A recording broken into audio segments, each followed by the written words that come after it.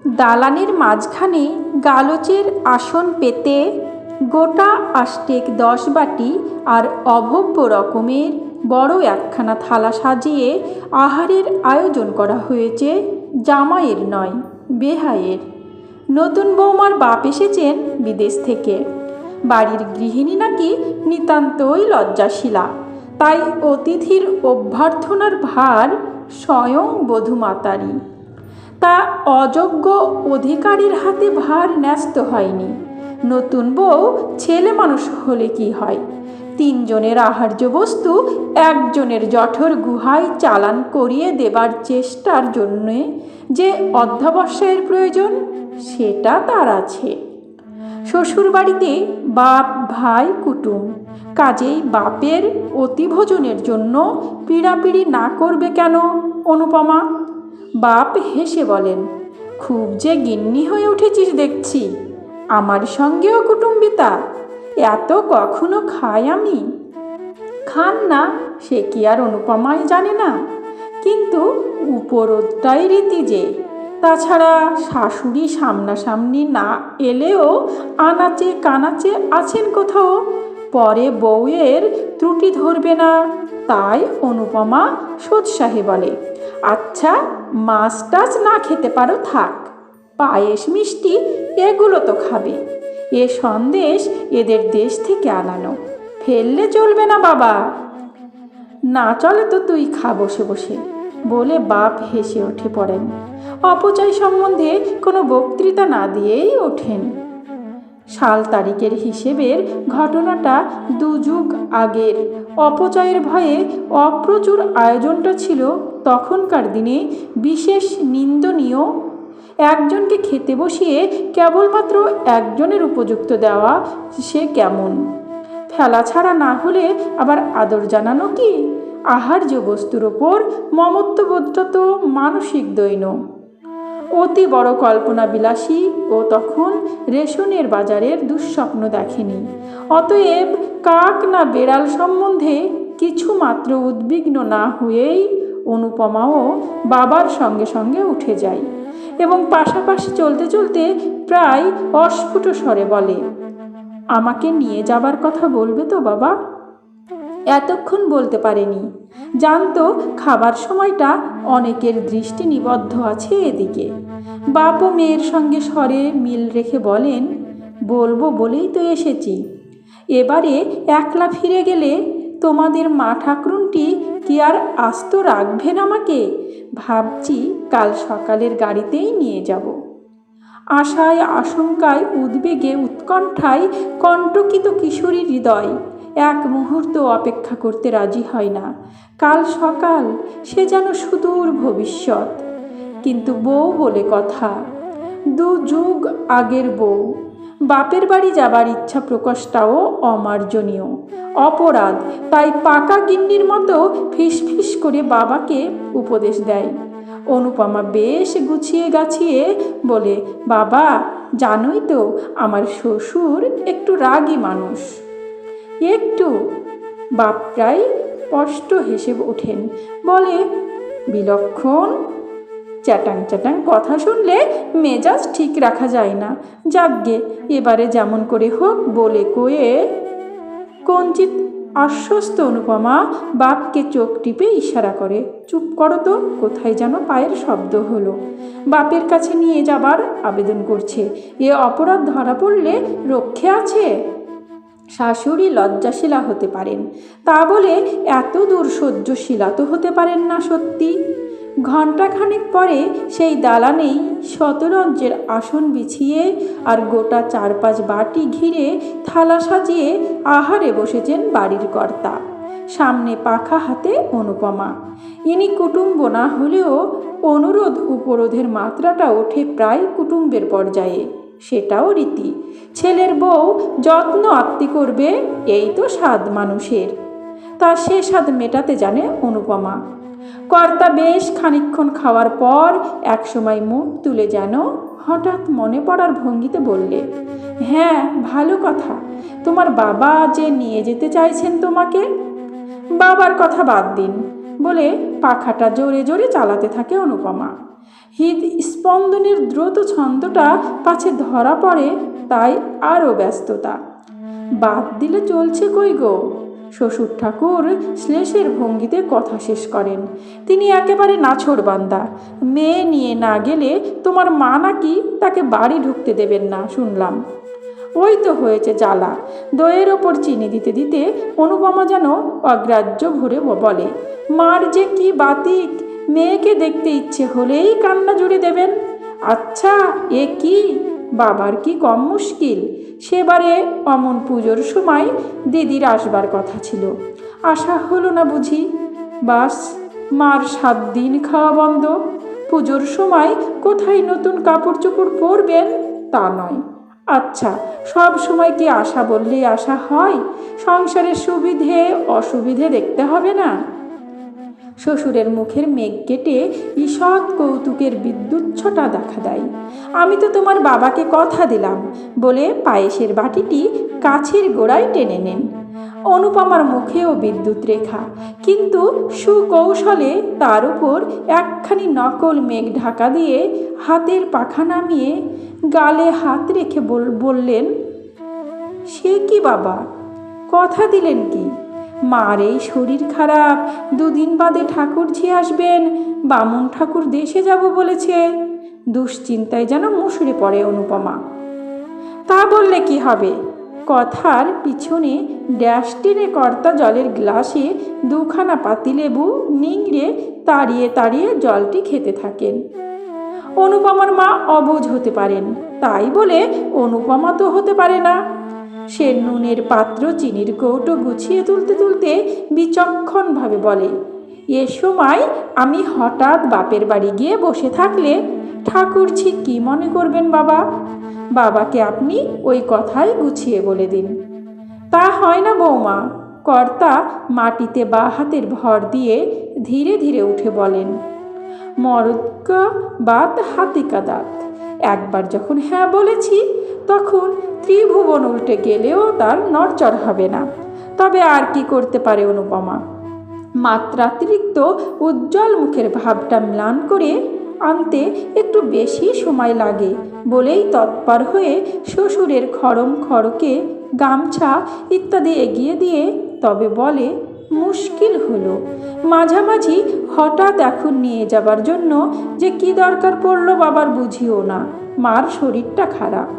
ও মা, অবশ্য শাশুড়ি, তার নিটোল দেহখানিতে কোন রোগ বালাই আছে এমন অপবাদ শত্রুতেও দিতে পারবে, কিন্তু অনুপমা দেয়।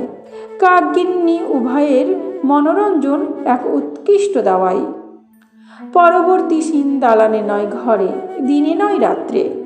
তারানাথকে ছেড়ে যেতে যে কি ভয়ঙ্কর মন কেমন করছে, সে কথাই ছল ছল চোখে বিশদভাবে বোঝাতে হচ্ছে অনুপমাকে। 2 কর্তা মিলে কথা পাকাপাকি করে ফেললেন। অনুপমা বেচারি করে কি? ওর তো আর এখন শুধু শুধু যাবার ইচ্ছে ছিল না। হ্যাঁ, একটা উপলক্ষ থাকলে আলাদা কথা। বড় অবুঝ অনুপমার মা, অথচ বেহাইয়ের মতো বলতে পারে না অনুপমা সে কথা। কাজেই বিরহ বেদনার যত রকম লক্ষণ আছে সেগুলো সব প্রকাশ করতে হয় তারানাথের অভিমান ভাঙাতে। চতুর্থ দৃশ্য একটা আছে, সে অনুপমার পিতৃগৃহের পটভূমিকায়। কিন্তু সে কথা থাকা 2 যুগ পরের কথাই বলি। 2 যুগ কেন, বরং তার বেশি। কালের পরিবর্তন হয়েছে বটে, স্থানটা ঠিক আছে, পাত্রটাও বলা চলে। সেই দালানে ঠিক সেই জায়গাতেই সেই ভঙ্গিতে বসে আছেন গৃহিণী অনুপমা, পাখা একখানা হাতে। মুখের গড়নটা কিছু বদলেছে, গায়ের রঙের জেল্লাটা গেছে কমে, তবে চুলে যে পাক ধরেছে সেটা এক নজরে চোখে পড়ে না। সামনে আহারে বসেছেন বর্তমান কর্তা তারানাথ।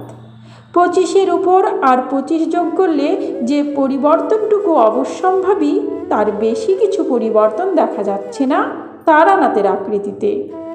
আসনটা আর বাসনগুলো বাপের আমলের, তবে আহার আয়োজনটা নয়, তাতে এ যুগের শীর্ণ ছাপ। অনুরোধ উপরোধের কাজটা ফুরিয়েছে গৃহিণীদের। সচরাচর এ সময় ওই প্রসঙ্গেরই অবতারণা হয়। সে যুগে জলের দরের সঙ্গে এ যুগের অগ্নিমূল্যের তুলনা করে প্রতিদিনই নতুন করে বিস্ময় প্রকাশ করেন অনুপমা। আবার এই উৎকণ্ঠাও প্রকাশ করতে ছাড়েন না। সংসারে এই নবাবী চাল চেলে আর কতদিন চলতে পারবে তারানাথ? ছেলেটি তো একেবারে লাট সাহেবের পুষ্যিপুত্র, মেয়েটি বাদশার বেগম। এতটুকু ত্রুটি হলেই রসাতল। ছেলে মেয়েদের কান বাঁচিয়েই অবশ্য বলেন অনুপমা। এখনকার ছেলে মেয়েদের তো বিশ্বাস নেই। আজ আর বাজার দরের আলোচনা নয়। কর্তা রেগে আছেন। অনুপমা নীরব। খানিকক্ষণ খাওয়ার পর হঠাৎ মুখ তুলে তারানাথ বলেন, কি নিয়ে এতক্ষণ বচসা হচ্ছিল বাবুর? বলা বাহুল্য, উদ্দিষ্ট বাবুটি তারানাথের বয়স্ক বেকার পুত্র। এহেন অম্লর সাত্ত্বক উষ্ণ ভাষা আর কার সম্বন্ধে প্রয়োগ করা যেতে পারে উপযুক্ত বয়সের পুত্র ছাড়া? একটি বিক্ষোভ সূচক শব্দের সঙ্গে অনুপমা উত্তর দেন, আর বলল কেন? সেই দিল্লি যাওয়া, বন্ধুরা যাচ্ছে, অতএব ওরও যাওয়া চাই। দিল্লি দিল্লি করে ক্ষেপে উঠেছে একেবারে। তারানাথ বিরক্তভাবে বলেন, এখনো সেই খোট ধরে বসে আছে। এক কথাই বলে দিচ্ছি, যাওয়া হবে না, ব্যাস। বলে তো আমিও দিয়েছিলাম গো। অনুপমা পাখা নামিয়ে হাত উল্টে বলেন, শুনলে তো, সেই তক্কই তো হচ্ছিল। কেন যাব না? গেলে দোষ কি? লোকে কি যায় না? যারা যাবে তারা সব মরে যাবে নাকি? নিষেধের একটা কারণ থাকা দরকার। এই সব পাকা পাকা কথা। নিষেধের কারণ থাকা দরকার? শোনো, আস্পর্ধার কথা। তারানাথের অনিচ্ছাটাই তো যথেষ্ট কারণ। তাছাড়াও আবার কারণ দেখাতে হবে ছেলেকে। ক্রুদ্ধ তারানাথ বলেন, আমি ওর তাবেদার নই যে কারণ দেখাবো। এক পাল চ্যাংড়া ছোড়ার সঙ্গে হইচই করতে যেতে আমি দেব না। টাকা জোগাড়বার বেলায় তো আমি বেটা, তবু যদি এক পয়সা আনবার মুরদ থাকতো। চুল ছাটার পয়সাটি পর্যন্ত তো হাত পেতে নিতে হয় এই হাবাতে বুড়োর কাছে। তবু কি তেজ, কথাই কওয়া হয় না ভালো করে। আমি যেন একটা কীটস্য কীট। অনুপমার কণ্ঠেও অনুরূপ সুর। শুধু তুমি কেন, কাকে নয়, জগৎকেই যেন থোড়াই কেয়ার করে ওরা। দরকারের সময় হাত পাতার কথা বলছো, তাহলেও তো বাঁচতাম। মুখ ফুটে চাইলে মানের কানা খসে যাবে না? সেই সেদে সেদে দিতে হবে, নিয়ে যেন মাথা কিনবেন। তারানাথ গম্ভীরভাবে বলেন, বললে এখনই আবার তোমারই মানের কানা খসে যাবে। তবে ন্যায্য কথা বলবো, তোমার আশকারাতেই এরকম হয়েছে। আশকারা আবার কি? অনুপমা অসন্তোষ প্রকাশ করেন। মেজাজটি তো জানো না ছেলের। একটানায় অন্যায় কথা বলবার জো আছে, আছে কি না আমি দেখতাম। তারানাথ হুমকি দিয়ে ওঠেন, বলতে আমি খুবই পারতাম, শুধু পারি না তোমার ভয়ে। হঠাৎ 40 উত্তীর্ণ অনুপমার মুখে এমন একটা রহস্যময় হাসি ফুটে ওঠে, যেটা 26 বছরের মানানসই। তবে উত্তরটা বয়সের অনুপাতেই দেন ভদ্রমহিলা। আহা, মরে যাই, আমার ভয়ে তো অজ্ঞান হয়ে যাচ্ছ তুমি। ভয় করতে হয় আজকালকার ছেলেদের। খোকাই তো সেদিন বলেছিল, ওর কোনো বন্ধুর ভাই নাকি বাপের কাছে বকুনি খেয়ে। কে কে ওখানে? তারানাথ অগ্রাহ্য ঘুরে বলেন, কে আবার? মেধো হয়তো, কি জানি বাবু। অনুপমা সন্দিগ্ধভাবে বলেন, মনে হলো যেন খোকা উঠে গেল সিঁড়ি দিয়ে। খোকা আবার কি? এই তো সাহেব সেজে বেরিয়ে যাওয়া হলো বাবুর। পোর্টফোলিও হাতে ঝোলালে বেরোনো হয় না, যেন মস্ত এক অফিসার। হ্যাঁ, ওই এক ফ্যাশন ছেলের, কিন্তু ঘুরে আবার আসেনি তো। কেন ঘুরে আসবে কি জন্য? কি জানি, কিছু ভুলে ফেলে গিয়েছে হয়তো। পরশু অনতি দূর গিয়ে ছুটতে ছুটতে এলো, ঘড়ি ভুলে গেছে বলে। তা আসবেন বই কি, কবজিতে ঘড়ি না বেঁধে বেরোলে যে মহাভারত অশুদ্ধ হয়ে যাবে। কই বলো দেখিনি, ছুটে গিয়ে সংসারের একটা জিনিস কিনে আনুক। মাথায় আকাশ ভেঙে পড়বে লাট সাহেবের। বিরক্তি তিক্ত স্বরে কথাগুলো উচ্চারণ করে ছোট এক টুকরো পাতিলেবু গেলাসের জলে গুলতে থাকেন তারানাথ। 3 আনা জোড়া লেবু বড় বড় 2খানা খাওয়া যায় না। অনুগামিনী সতী অনুপমা পতিদেবতার এই ধারালো মন্তব্যটির পিঠোপিঠি বেশ ঘোরালো কিছু বলবার আগে একবার উঠে গিয়ে এদিক ওদিক ঘুরে নিঃসন্দেহ হয়ে এসে বসেন এবং এখনকার ছেলেরা লেখাপড়া শিখেও যে কত মুখ আর বাদর হয় তারই উদাহরণ দিতে তৎপর হয়ে ওঠেন। ভাগ্নে, ভাইপো, ভাসুরপো, বোনপো, দেখছেন তো সবাইকে অন্ধ স্নেহের বশে নিজের ছেলের বিষয়ে ছেড়ে কথা কইবেন এমন মুখমা অনুপমা নন। 3 পাশ করে যে ছেলে নির্বিকার চিত্তে 2 বছর ধরে শুধু আড্ডা দিয়ে আর সিনেমা দেখে বেড়ায় তার আবার পদার্থ আছে কিছু? কেন, উঠে পড়ে লেগে চেষ্টা করলে কিছু একটা জুড়ত না এতদিন? তবুও তো বাপের একটু আসান হতো। দামি দামি আর ভালো ভালো আরও অনেক কথাই বলেন অনুপমা। ছুটির দিন খেয়ে তাড়াতাড়ি উঠবার তাড়া নেই তারানাথের। ধীরে সুস্থে খেয়ে উঠে পানের ডিবে হাতে বাইরের ঘরে চলে যান। ছুটির দুপুরে দাবার আড্ডা বসে পাড়ার হিমাংশু বাবুর সঙ্গে। আসার সময় হয়ে এলো তার। অনুপমা ঠাকুর চাকর সকলের খাওয়ার দেখাশোনা করে সবে খেতে বসেছেন। মেয়ে শিলা নেমে এসে ব্যস্তভাবে বলে, ঠাকুর, উনুনে আগুন আছে তো? থাকে তো একটু চায়ের জল চড়িয়ে দাও চট করে। চায়ের জল বেলা 1:30টার সময়? অনুপমা অবাক হয়ে বলেন, এখন চা খাবি? শিলা বিরক্ত সুরে বলে, আমি কেন, দাদার ভীষণ মাথা ধরেছে তাই। দাদা? খোকা বাড়ি আছে নাকি? বুকের রক্ত হিম হয়ে আসে অনুপমার। আছেই তো, বেরিয়ে গিয়ে ঘুরে এসে শুয়ে পড়েছে মাথা ধরেছে বলে। কই ঠাকুর, দিয়েছ? শিলার চিত্তজগতে একমাত্র সম্মানিত ব্যক্তি দাদা। গোগ্রাসে ভাত কটা গিলে নিয়ে ছুটে উপরে গিয়ে ছেলের ঘরে ঢুকে একেবারে বিছানায় বসে পড়েন অনুপমা। শঙ্কিত সুরে বলেন, কি হয়েছে রে খোকা? বেরিয়ে আবার ফিরে এসে শুয়েছিস? শরীর খারাপ হয়েছে? বলা বাহুল্য, স্নেহাতুর মাতৃকণ্ঠের এই শঙ্কিত প্রশ্নের উত্তর তিনি পান না। অবস্থা নির্ণয়ের প্রথম পর্যায় হিসাবে গায়ের উত্তাপ পরীক্ষা করতে যেতেই তৎক্ষণাৎ হাতখানা সরিয়ে দিয়ে পাশ ফিরে শোয় খোকা। অনুপমা এ অপমান গায়ে না মেখে পুনঃ প্রশ্ন করেন, কখন এলি তুই? খোকা নিরুত্তর। অতএব নিঃসন্দেহ তার সম্বন্ধে মা বাপের মধ্যে যে উচ্চাঙ্গের আলোচনা চলছিল সে তার কর্ণগোচর হয়েছে। তা হোক, অনুপমা তো হেরে ফিরে যাবে না, তাই সক্ষোভ বেদনায় বলেন, আজই হঠাৎ শরীর খারাপ করলি? পরশু তোদের বেরোবার কথা না? বেরোনো? খোকা যেভাবে ভুরু কুঁচকে তাকায় তাতে আর যাই হোক খোকার তো প্রকাশ করা যায় না। বেরোনো মানে যাচ্ছি কোথায়?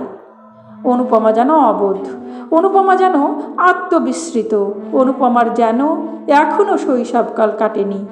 তাই প্রায় শিশু সুলভ সরলতাকেই বলে, কেন?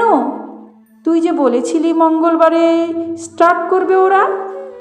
ওরা করবে তার আমার কি? ওদের নিজের পয়সা আছে, ওরা যা খুশি করতে পারে। হঠাৎ আচমকা প্রায় শিলার মতো ভঙ্গিতেই খিলখিল করে হেসে ওঠেন অনুপমা। 20 বছর আগে দুধ খেতে নারাজ ছেলেকে যে সুরে কথা বলে কায়দায় আনতেন, প্রায় তেমনি ছেলে ভুলানো সুরে বলেন, ও তাই বলো, বাবুর রাগ হয়েছে? কে বকেছে, কে মেরেছে, কে দিয়েছে গাল? তখন বুঝি ওর বাক্যবাণগুলো কানে গেছে। অনুপমা স্বচ্ছন্দেই করেন, নিজের অপরাধ বোধের লেশমাত্র ধরা পড়ে না মুখের চেহারায়। তাই ভাবছি, কি হলো খোকার? নে নে, মন খারাপ করিসনি, টাকা তো আমি দেব বলছি। তুমি আর কোন আকাশ থেকে টাকা পেড়ে আনবে শুনি? তারানাথ রায়ের টাকাই তো। শখ করে বেড়াতে যাবার রুচি আমার আর নেই মা, একটু ঘুমোতে দাও, বেকারের আবার শখ সাধ। অনুপমা যেন তুড়ি দিয়ে উড়ান ছেলের কথা।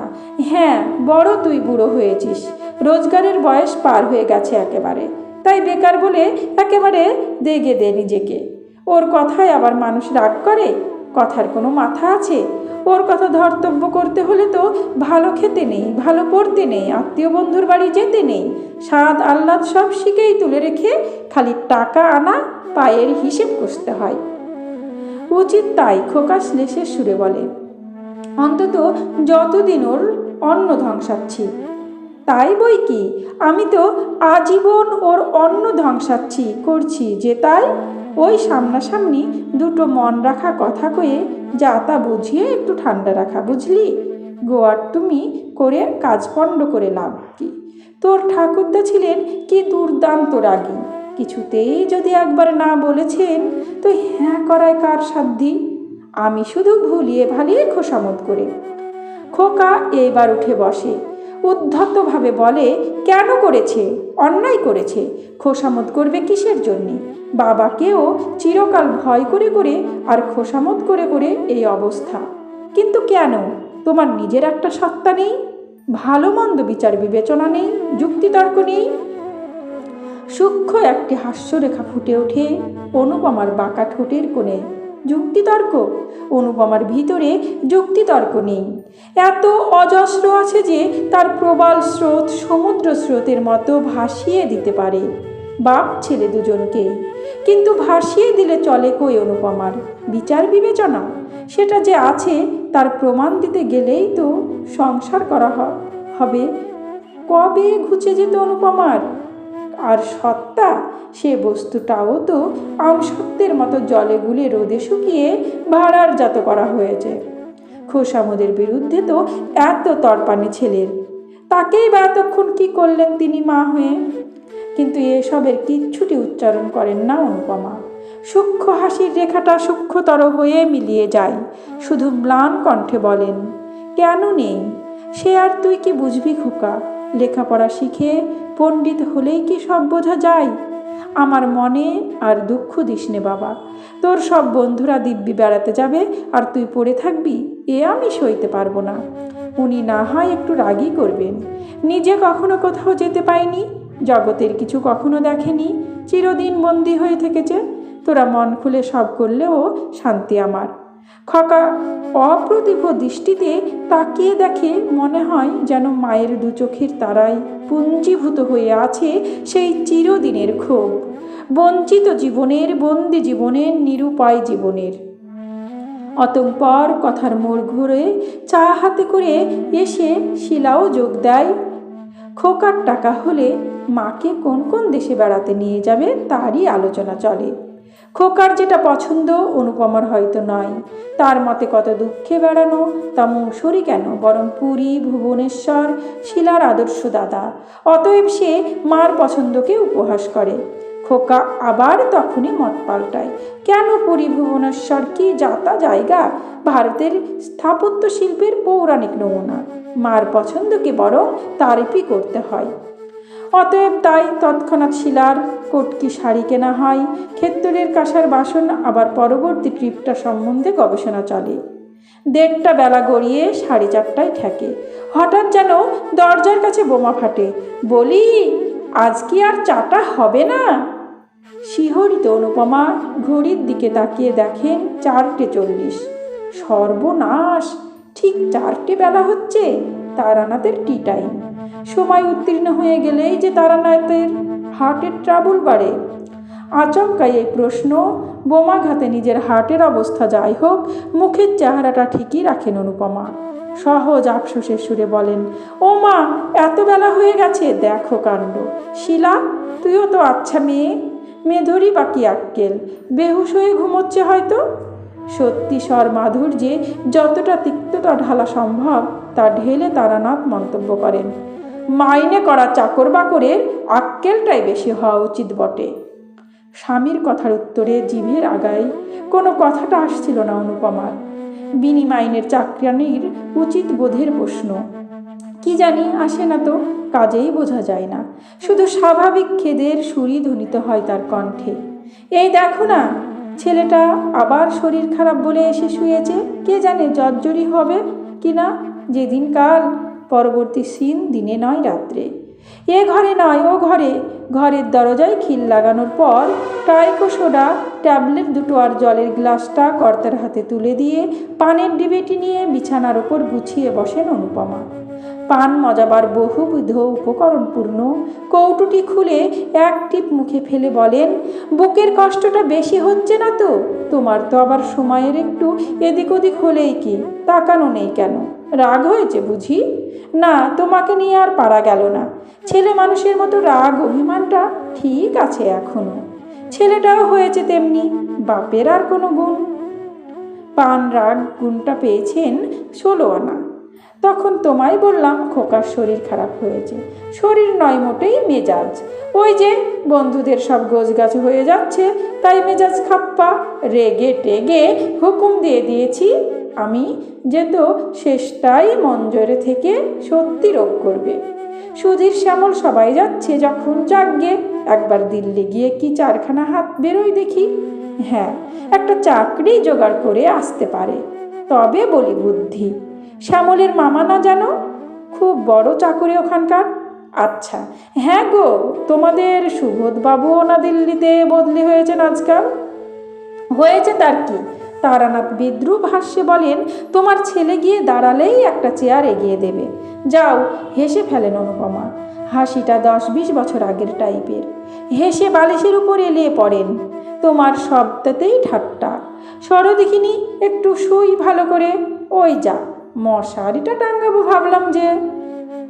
মশারি টাঙ্গিয়ে দিই। আর থাক। অনুপমার সদ্য বালিশে ফেলা মাথাটার উপর হাতের একটু চাপ দিয়ে তারানাথ বলে ওঠেন, হয়েছে, খুব হয়েছে, উঠতে হবে না। আজ হঠাৎ এত কর্তব্যজ্ঞানের উদয় কেন? না না, তোমার শরীরটা আজ ভালো নেই বলে ব্যস্তভাবে উঠে বসেন অনুপমা। ততক্ষণে অবশ্য তারানাথ উঠে দাঁড়িয়েছেন। গোফের ফাঁকে মুস্কি হেসে একটু বলেন, আচ্ছা, খুব প্রতিভক্তি হয়েছে। এই 27 বছরের মধ্যে কদিন মশারি টাঙ্গিয়েছ? অম্বলের রোগী তারানাথের সহজে ঘুম আসে না। সুদীর্ঘ দিনের কর্মক্লান্ত আর অভিনয়শ্রান্ত অনুপমা ঘুমিয়ে পড়েন মুহূর্তে। হয়তো অভিনয়টা নিখুঁত উতরেছে বলেই এত স্বস্তি। অভিনয়? তাছাড়া আর কি? সুন্দর নিখুঁত অভিনয়। এতটা নিখুঁত যে অভিনয় বলে বোঝা অসম্ভব। বোঝা অসম্ভব কোনটা সত্য, কোনটা কৃত্রিম। কিন্তু একা অনুপমাই বা কেন? নারী মাত্রেই কি অভিনেত্রী নয়? অভিনয় ক্ষমতাই তো তার জীবনের মূলধন। জন্মগত সেই মূলধনটুকু সম্বল করেই তো তার যত কিছু কাজ কারবার।